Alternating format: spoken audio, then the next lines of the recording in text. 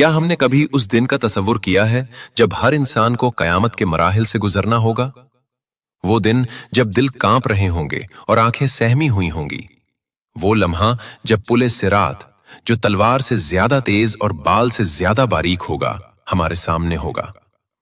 کیا ہم جانتے ہیں کہ اس پل پر سب سے پہلے کون گزرے گا؟ وہ کون ہوں گے جو اپنی امت کے لیے راستہ ہموار کریں گے؟ کیا ہمارے پیارے نبی صلی اللہ علیہ وسلم اپنی امت کے لیے شفاعت فرماتے ہوئے پل صراط سے گزریں گے؟ یہ وہ مرحلہ ہے جس سے ہر انسان کو گزرنا ہوگا، جہاں صرف ایمان، عمل اور اللہ کی رحمت ہی نجات کا ذریعہ بنے گی۔ ناظرین، جب سور پھونکا جائے گا، پھر وہ اپنی قبروں سے نکل کر اپنے رب کی طرف دوڑیں گے، کہیں گے، ہائے ہماری شامت، ہمیں ہماری قبروں سے کس نے اٹھایا؟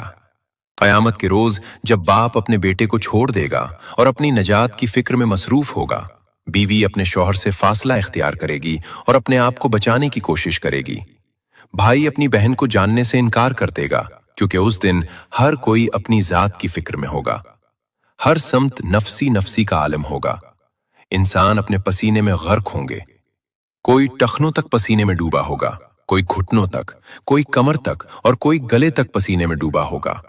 یہ سب ان کے اعمال کے مطابق ہوگا۔ سورج سروں کے قریب ہوگا اور اس کی تپش سے لوگوں کا برا حال ہوگا، مگر اسی عظیم میدان میں ایک ہستی سب کے لیے پکار رہی ہوگی، ہمارے مالک، دونوں جہان کے سردار حضرت محمد صلی اللہ علیہ وسلم، جن کی زبان مبارک پر یہ الفاظ ہوں گے، اے میرے رب، میری امت کو بخش دے، میری امت کی مغفرت فرما دے۔ حضور صلی اللہ علیہ وسلم اللہ تعالیٰ سے سفارش فرمائیں گے اور پھر حساب و کتاب کا آغاز ہوگا۔ اس دن کوئی ظلم نہیں ہوگا اور ہر انسان کو اس کے اعمال کا پورا پورا بدلہ دیا جائے گا۔ سب سے پہلا سوال نماز کے متعلق ہوگا، جیسا کہ رسول اللہ صلی اللہ علیہ وسلم نے ارشاد فرمایا کہ قیامت کے دن سب سے پہلے نماز کا حساب لیا جائے گا۔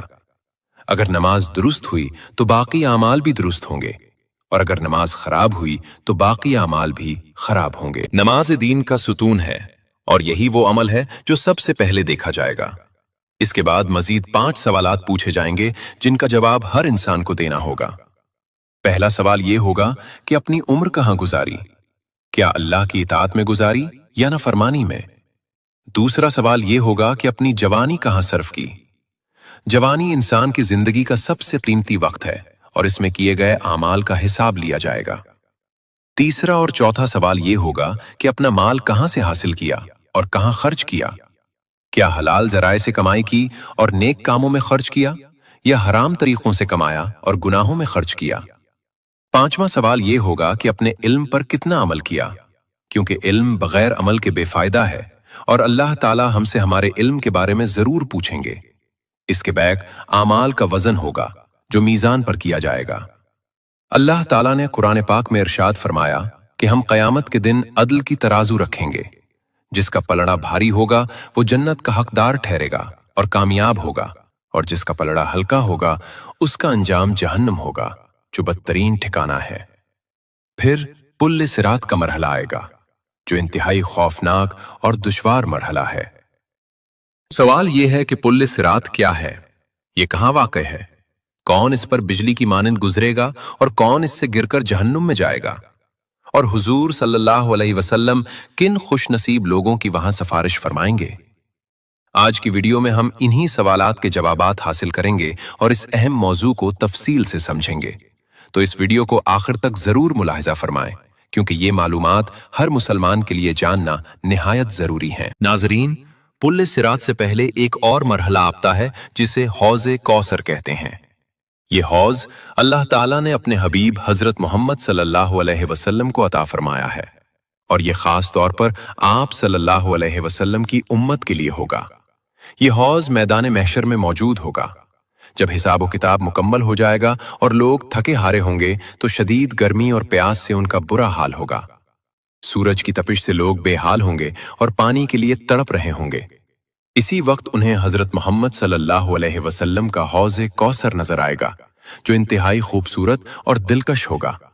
اس کے پاس حضور صلی اللہ علیہ وسلم خود کھڑے ہوں گے اور اپنے مبارک ہاتھوں سے اپنی امت کو پانی عطا فرمائیں گے۔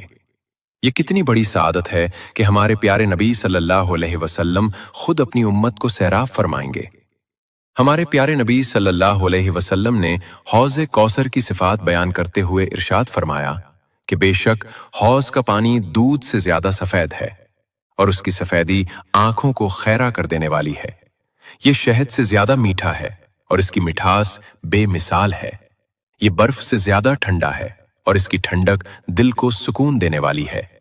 اس کی خوشبو مشک سے بہتر ہے اور اس کی مہک پوری فضا میں پھیلی ہوگی۔ اس کے پاس رکھے ہوئے پیالے ستاروں کی تعداد سے بھی زیادہ ہوں گے تاکہ ہر مومن کو پینے کا موقع ملے۔ جو انسان اس سے ایک بار پی لے گا وہ کبھی پیاسا نہیں ہوگا اور ہمیشہ کے لیے سیراب ہو جائے گا۔ یہ اللہ تعالیٰ کی اپنے حبیب صلی اللہ علیہ وسلم اور ان کی امت پر خاص رحمت ہے۔ اس سے پی کر جانے والا ہمیشہ سیراب رہے گا اور جنت میں بھی اسے کبھی پیاس نہیں لگے گی۔ روایات میں آتا ہے کہ نیک اور متقی لوگ پل صراط عبور کرنے سے پہلے حوض سے جام پئیں گے تاکہ وہ تازہ دم ہو کر پل صراط کو عبور کر سکیں، اور کچھ لوگوں کو ان کے گناہوں کی وجہ سے پل صراط عبور کرنے کے بعد حوض سے پلایا جائے گا۔ یہ اس لیے ہوگا تاکہ وہ پہلے پل صراط عبور کر کے گناہوں سے پاک ہو جائیں اور پھر حوض کوثر سے پانی پئیں، کیونکہ حوض کوثر کا پانی پاکیزہ لوگوں کے لیے ہے اور اس سے پینے کے لیے گناہوں سے پاک ہونا ضروری ہے۔ حوض کوثر کے بعد پل صراط کا مرحلہ آتا ہے جو سب سے مشکل ترین مرحلہ ہے۔ پل صراط ایک ایسا پل ہے جس سے ہر انسان کو جنت میں داخل ہونے کے لیے گزرنا لازمی ہوگا۔ کوئی بھی اس پل سے گزرے بغیر جنت میں داخل نہیں ہو سکتا۔ یہ پل جہنم کے بالکل اوپر بنایا گیا ہوگا اور اس کے نیچے جہنم کی خوفناک آگ بھڑک رہی ہوگی۔ یہ پل بال سے زیادہ باریک اور تلوار کی دھار سے زیادہ تیز ہوگا۔ اس پر چلنا انتہائی مشکل ہوگا اور صرف اللہ تعالیٰ کی مدد سے ہی کوئی اسے پار کر سکے گا۔ حضرت ابو سعید خدری رضی اللہ عنہ سے روایت ہے کہ صحابہ کرام رضی اللہ عنہم نے رسول اللہ صلی اللہ علیہ وسلم سے عرض کیا، یا رسول اللہ صلی اللہ علیہ وسلم، پل صراط کیسا ہوگا؟ ہمیں اس کے بارے میں بتائیں تاکہ ہم اس کی تیاری کر سکیں۔ رسول اللہ صلی اللہ علیہ وسلم نے ارشاد فرمایا کہ وہ ایک پھسلنے کی جگہ ہوگی جہاں پاؤں جمانا مشکل ہوگا۔ وہاں کانٹے اور آنکھڑیاں ہوں گی جو گزرنے والوں کو پکڑنے کی کوشش کریں گی۔ جیسے نجد کے علاقے میں ایک کانٹا پایا جاتا ہے جسے سادان کہتے ہیں، جس کا سرا ٹیڑھا ہوتا ہے اور جو بھی اس کے قریب سے گزرے اسے پکڑ لیتا ہے۔ اسی طرح پل صراط پر بھی کانٹے ہوں گے جو گناہ گاروں کو پکڑ لیں گے۔ مومنین اس پل سے گزریں گے مگر سب کی رفتار یکساں نہیں ہوگی بلکہ ہر ایک کی رفتار مختلف ہوگی۔ یہ رفتار ان کے اعمال اور ایمان کے مطابق ہوگی۔ کچھ خوش نصیب لوگ پلک جھپکنے کی رفتار سے گزر جائیں گے اور انہیں پتہ بھی نہیں چلے گا کہ وہ کب پل پار کر گئے۔ کچھ بجلی کی طرح تیزی سے گزریں گے اور لمحوں میں جنت پہنچ جائیں گے۔ کچھ پرندوں کی طرح اڑتے ہوئے گزریں گے، کچھ تیز گھوڑوں کی طرح دوڑتے ہوئے گزریں گے اور کچھ اونٹوں کی طرح آہستہ آہستہ گزریں گے۔ ان کی رفتار میں فرق صرف اور صرف ان کے اعمال کی وجہ سے ہوگا۔ جن کے اعمال جتنے اچھے ہوں گے ان کی رفتار اتنی ہی تیز ہوگی۔ کچھ لوگ اللہ تعالیٰ کے فضل سے آسانی کے ساتھ جہنم سے بچ کر پار ہو جائیں گے اور انہیں کوئی تکلیف نہیں ہوگی۔ کچھ کو راستے میں زخم لگیں گے اور وہ مشکل سے گزریں گے لیکن آخرکار وہ پار ہو جائیں گے، اور کچھ بد نصیب لوگ زخمی ہو کر اپنا توازن کھو بیٹھیں گے اور جہنم میں گر جائیں گے۔ اللہ تعالیٰ ہم سب کو اس سے محفوظ رکھے۔ ایک مرتبہ حضرت سیدنا کعب الاحبار رحمۃ اللہ علیہ نے قرآن پاک کی ایک آیت کی تفصیلی وضاحت فرمائی، پھر ارشاد فرمایا، اے لوگو، کیا تم جانتے ہو کہ دوزخ پر لوگوں کا گزر کس طرح ہوگا؟ یہ منظر کیسا ہوگا؟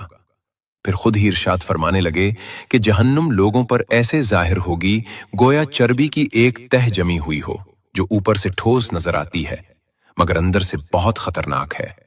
جہنم اپنے اصحاب یعنی جہنمیوں کو پکڑ لے گی اور میرے اصحاب یعنی جنتیوں کو چھوڑ دے گی۔ پھر جہنم میں جانے والے اس میں گرتے چلے جائیں گے اور جہنم انہیں اس طرح پہچان لے گی جیسے کوئی باپ اپنے بیٹے کو پہچانتا ہے۔ کوئی غلطی نہیں ہوگی اور ہر شخص کو اس کے مقام پر پہنچا دیا جائے گا۔ مومنین اور صادقین اس پل کو اس طرح آسانی سے پار کر لیں گے کہ ان کے کپڑوں پر کوئی نشان تک نہیں ہوگا اور وہ صحیح سلامت جنت میں پہنچ جائیں گے۔ ایک اہم بات یاد رکھیں کہ پل صراط ہر ایک کے لیے بال سے زیادہ باریک نہیں ہوگا، بلکہ جس کے لیے اللہ کریم چاہیں گے اس کے لیے یہ کشادہ اور وسیع وادی